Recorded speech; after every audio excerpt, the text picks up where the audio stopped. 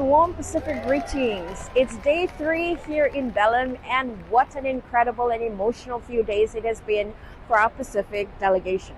Inside the negotiation rooms, our negotiators have already been tested. The discussions are intense, but some continue to deny what we in the Pacific have been living and feeling for decades. And we also met up with a young Torres Strait and Niuean young man full of hope and vision, dreaming of solutions created by Pacific people for Pacific people without always relying on others.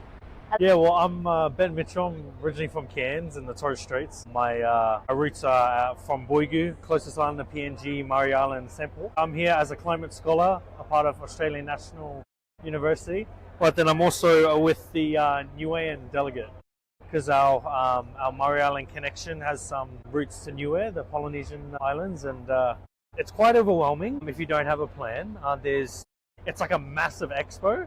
But there's so much going on, there's meetings, there's negotiations that are very sensitive with high-level delegates and world leaders. And, everyone's trying to push their agenda and find a collective way that we can work towards, net zero emissions as well as climate change. Our islands are being affected, as well as all small island developing states and around the world.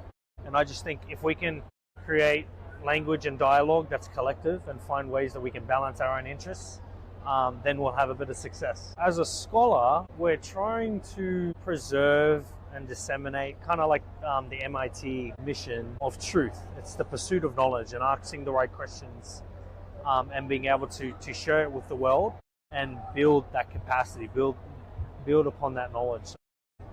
And so I think the best way is to serve our communities, to ask the right questions and to listen to them. A lot of times these days, governments, major programs, international organizations, they come in with an agenda that's already prepared.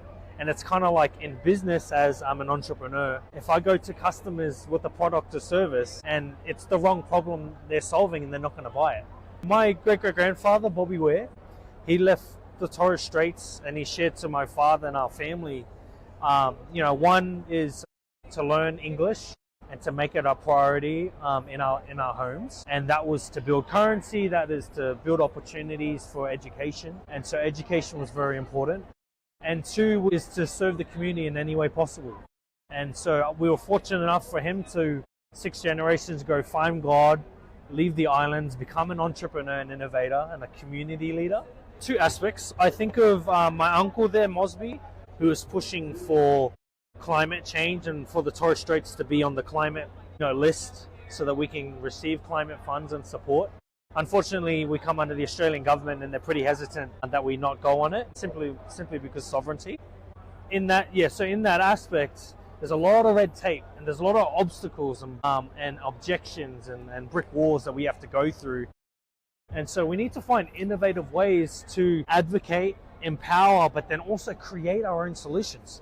I don't believe in solely advocating to the point of not providing value to the community. And so the epiphany with my research and with my business and nonprofit simply came from, okay, there's all these problems. What's a solution I can create where we don't have to rely on government and their 1,000-year time frame of getting back to us, right? And we can empower the individual communities and individual families that wants to go, hey, I'm an artist and I do all this art on Torres Strait, on Thursday Island, and my Auntie Rosie, who's there, creates all of the different pieces of art and clothing and wear and wood and all of these things. How can I scale to the point that can serve community and build jobs and creation? Yesterday afternoon, as I'm sure many of you have heard, emotions boiled over outside the Blue Zone venue.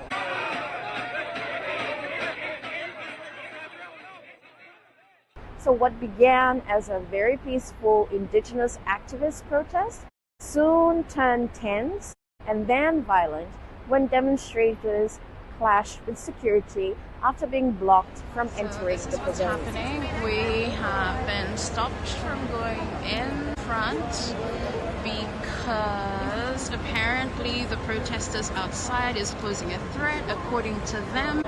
It was naturally very confronting to witness. The energy shifted so quickly, a stark reminder of the passion, the pain, and the frustration many communities carry into these spaces. But thankfully, our Pacific delegates and our teams are all safe. This morning, the venue felt calm again, as if the storm has just passed. But for many, the message remains very clear. Our voices, our struggles, and our stories must be heard, both inside and outside these conference walls.